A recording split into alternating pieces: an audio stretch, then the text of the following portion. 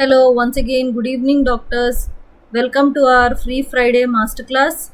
So, the Free Friday Masterclass, we are discussing about the recent advances in OBGY.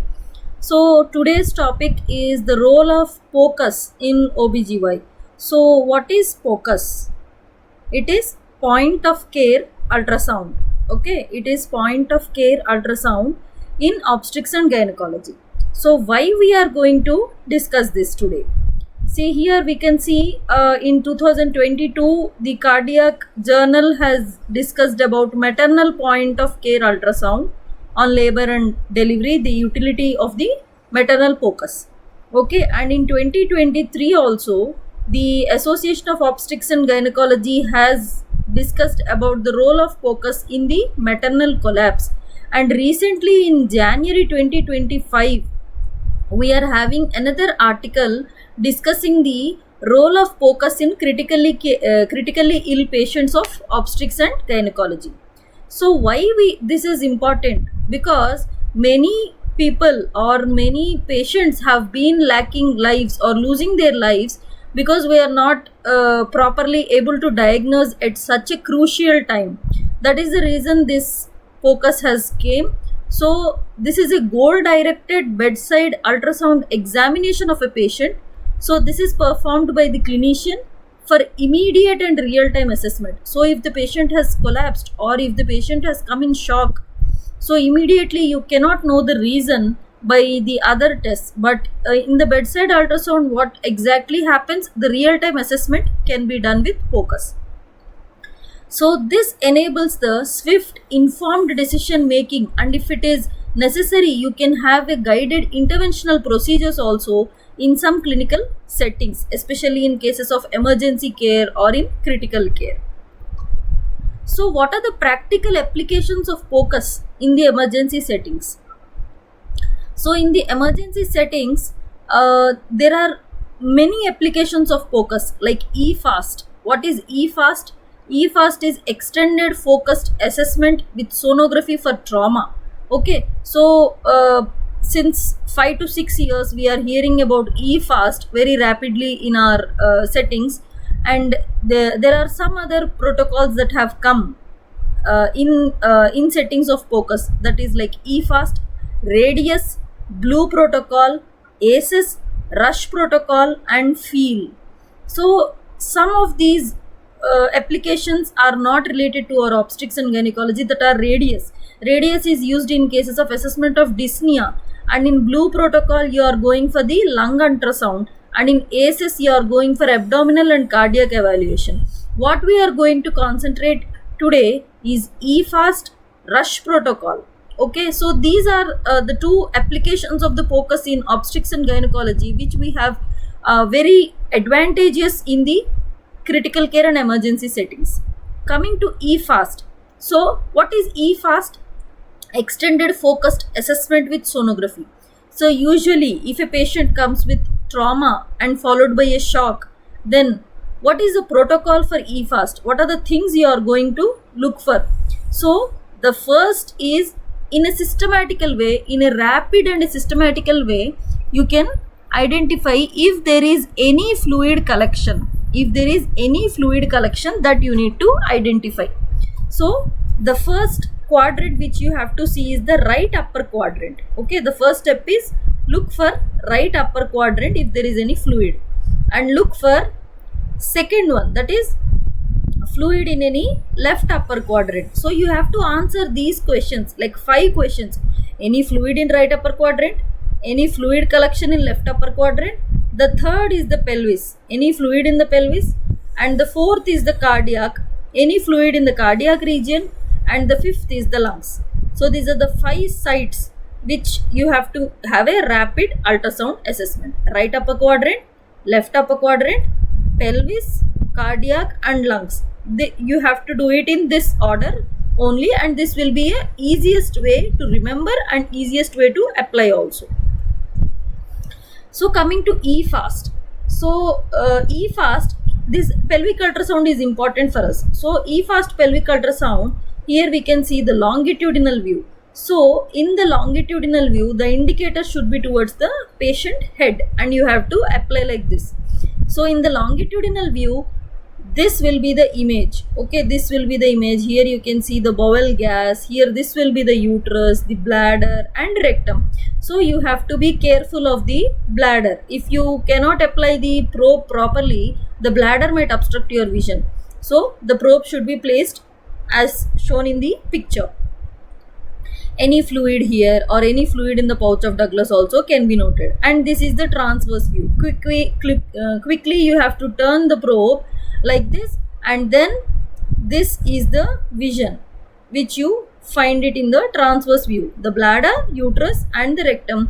And whenever if you are having any fluid in between the rectouterine pouch or in the pouch of Douglas, you can identify this. Okay, so this is the E-FAST. Coming to Rush protocol. So what is Rush? Rush is a rapid ultrasound for shock and hypotension. So whenever a patient comes in shock, what are you going to do? Immediately you will be also landing up in shock. So you have to be careful and you have to be very quick and alert to diagnose the case of undifferentiated shock in a rapid but systematic manner. So in a rapid haphazard manner you are not going to do. You are going to do it in a systematic manner, and you this is helpful. The Rush protocol will be helpful to diagnose the cause of shock. So what are the components you are going to look for in the Rush protocol? You have to examine the heart, you have to examine the inferior vena cava, Morrison's pouch, aorta, and the screening to look for pneumothorax. Okay, so these are the components of the Rush protocol where you are going to examine. So this is a bit difficult to remember. So we had a mnemonic HIMAP. So whenever a patient comes in shock, the shock protocol and Rush protocol. So Rush protocol for immediate ultrasound, HIMAP. HIMAP are the 5 things to look for in the ultrasound. What are those?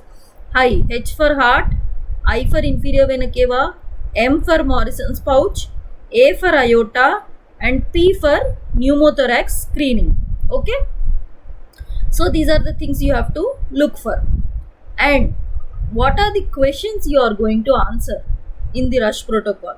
See, please listen carefully. This is very important, because in our clinical practice, whenever a patient comes in a very critical and emergency manner, our minds also will be shut and blank. So you are not going to be blank. You have to save the patient. So please listen to this carefully and try to apply in your day-to-day practice, and have a flowchart of this so that you will be remembering it easily.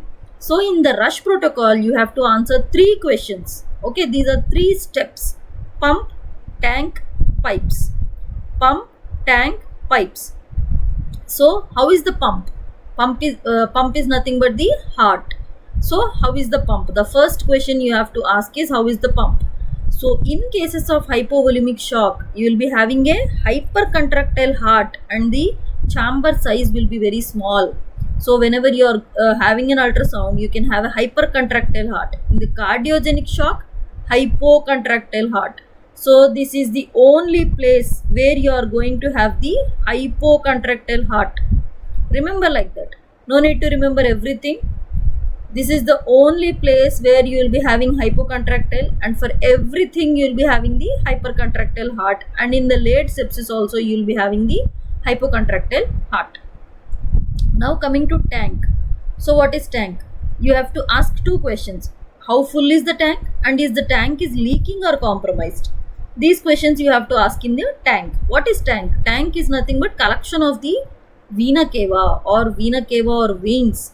Whenever there is so in the tank you will have to look for the inferior vena cava possibly, and then you have to look for the peritoneal fluid in cases of ectopic pregnancy.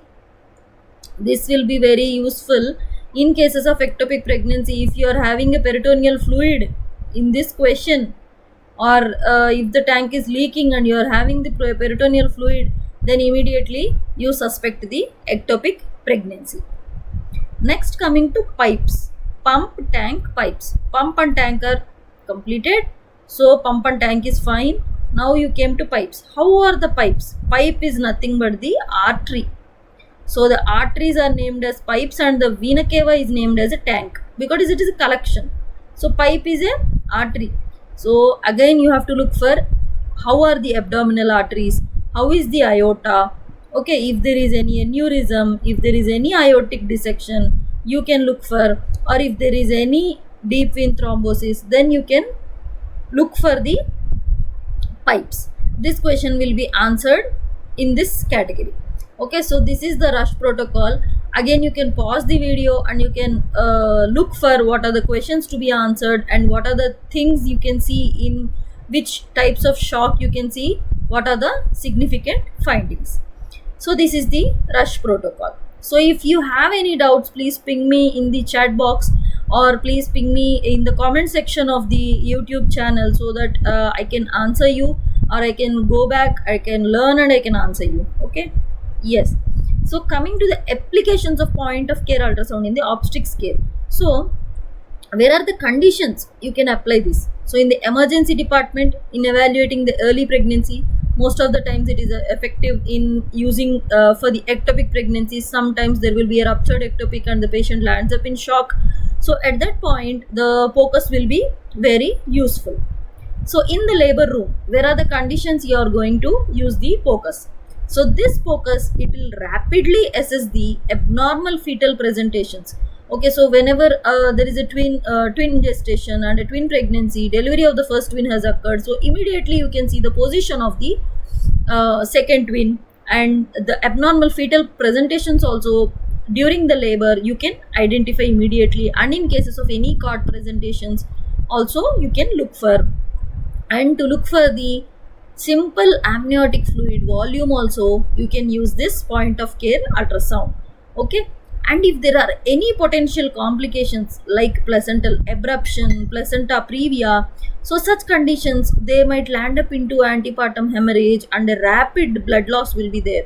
So at such conditions there is no point of using ultrasound to the radiology department, so you cannot go here and there. If you have an ultrasound in the labor room, that itself is known as a point of care ultrasound, and you have to look for the cause of hemorrhage. So how the POCUS is used for fetal well-being? How can you see? You can monitor the fetal heart rate. If you do not have an NST or CTG, if you have it, that's the other way. But if you do not have it, you can monitor the fetal heart frequently, and the Doppler parameters you can look for. If there is any fetal growth restriction also you can look for continuously. And most probably in emergencies such as uterine rupture, you have to look for the fetal heart, and if there is any free fluid in the abdomen which requires the urgent delivery also, this POCUS is very helpful.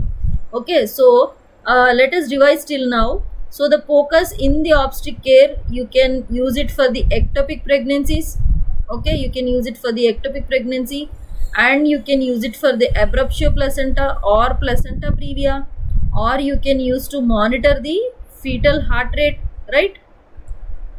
Or if there is any abnormal presentations also you can monitor. So after delivery, in cases of postpartum hemorrhage, this also helps in diagnosing retained products of conception, uterine atony, or there are any pelvic hematomas, and if there is any peritoneal collection. So in such conditions also the the POCUS is helpful. So how this point of care ultrasound is useful in cases of rural and remote healthcare settings? In urban settings there is no much difference because you will be having an ultrasound in your nearby area, or in-house ultrasound will be there, but in rural settings they have to travel a long distances for ultrasound. So this POCUS will have a critical red flags like ectopics, hemoperitoneum, any fetal complications or any stillbirth, they can be identified if the point of care ultrasound is used, and this will be helpful in early referrals so that the maternal and fetal outcome will be good. So how you are going to use it in the maternal collapse? The first is for the hemodynamic assessment. So The common causes of the maternal collapse, you can obviously know, that is ruptured ectopic pregnancy or antepartum hemorrhage, postpartum hemorrhage, placenta previa, embolism, cerebral venous thrombosis, or any metabolic complications or anesthetic complications also might be the causes of maternal collapse. So in such conditions, the inferior vena cava assessment, the thing which we have done in the rush protocol, right? So in the rush protocol, we have identified how full is the tank or the tank is leaking. So this assessment will be useful to guide the fluid management. So if the inferior vena cava is small, it suggests that there is a hypovolemia and you have to go for a continuous hydration or fluid resuscitation. But if the inferior vena cava is distended, then further it might suggest the cardiac overload or impaired cardiac function. So there is no point of giving fluid there. Okay, so this assessment is helpful in the fluid management. So immediately you have to act upon. Okay. Now coming to the cardiovascular assessment. So whenever you are having any cardiac emergency, the direct auscultation is inferior to POCUS. So POCUS is superior because you are having a real-time visual assessment, right? So immediate cardiac evaluation could be done. So what are the things you are looking for the cardiac evaluations? If you are looking for how the ejection fraction, the most important, and how are the valves, if there is any fluid around, and how is the surrounding pulmonary arterial blood flow, these are the things you are looking for the cardiovascular assessment. These are usually less significant in the obstetric care, but if you are having any cardiogenic shock, this might be helpful to you. Coming to the respiratory assessment. So in the respiratory assessment, you can look for the B lines. So whenever there is a pulmonary edema, if there is due to cardiac overload after cesarean section, if you have given more number of fluids, there might be pulmonary edema also. So these are the B lines. Multiple B lines will be seen, and in cases of pleural effusion, you can have the anechoic fluid also. Okay, so if there is any pneumonia, you are having the consolidations. Okay, air bronchogram will be there, consolidation will be there, or B lines will be there, wedge shaped consolidations will be there. All these might suggest the pulmonary edema. Okay, so here in this image you can see the multiple B lines. Coming to the CNS assessment, in cases of any palsies or in cases of like cerebral shocks, the transcranial Doppler or emergency and trauma situations, you can use this. Okay, so how you are going to use it in your procedures? So immediately, if there is any thoracocentesis, or if you are going to have a pleurocentesis, so in such conditions also this will be guiding in the various procedures. So this POCUS is also useful in the obstetric anesthesia if you are having a difficult neuraxial block or airway management, and if there is any difficulty in accessing the intravascular access, or for the gastric antrum assessment also this is helpful.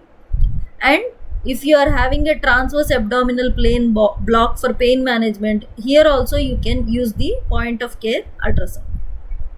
So what are the benefits of POCUS? Why we are going to discuss this? Is similar to that of ultrasound, but why we are stressing more on the point of care ultrasound is immediate results will be there. There is no need of any, it is a non-invasive, and the diagnostic accuracy will be immediate, and if you are having any immediate management also you can do. So dynamic assessment will be there, non-invasive, portability is easy, cost effective. Okay, so these are the things which benefit us when compared to the normal ultrasound in the radiology department. So what are the challenges that the point of care ultrasound is facing? Are the first is the informed consent, and the second is the privacy and confidentiality.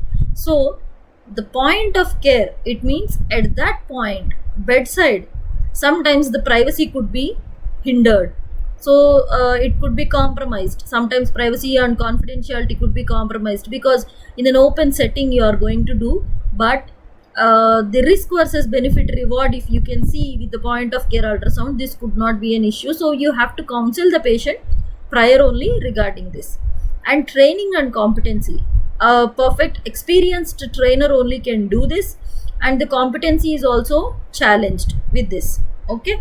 And regulatory compliance. So some of the things which have the compliance is the use of ultrasound is used with the PCPNDT Act. So in India, the use of ultrasound is hindered or regulated by the PCPNDT and Medical Devices Act. So such acts and regulations also will be there, and we are bound for that. So by following the regulations only, we are going to use the point of care ultrasound. Okay. These are the things which we are discussing in the point of care ultrasound. I know this is a short and crisp presentation, but this is very important in your clinical settings, and this is a potential question that can be asked in the recent advances also. So I hope you liked this class, and this is our YouTube channel. If you liked the class, you can go to this and like, share and subscribe this YouTube channel for having your previous videos also you can see, and for further sessions also you will have a notification. Okay.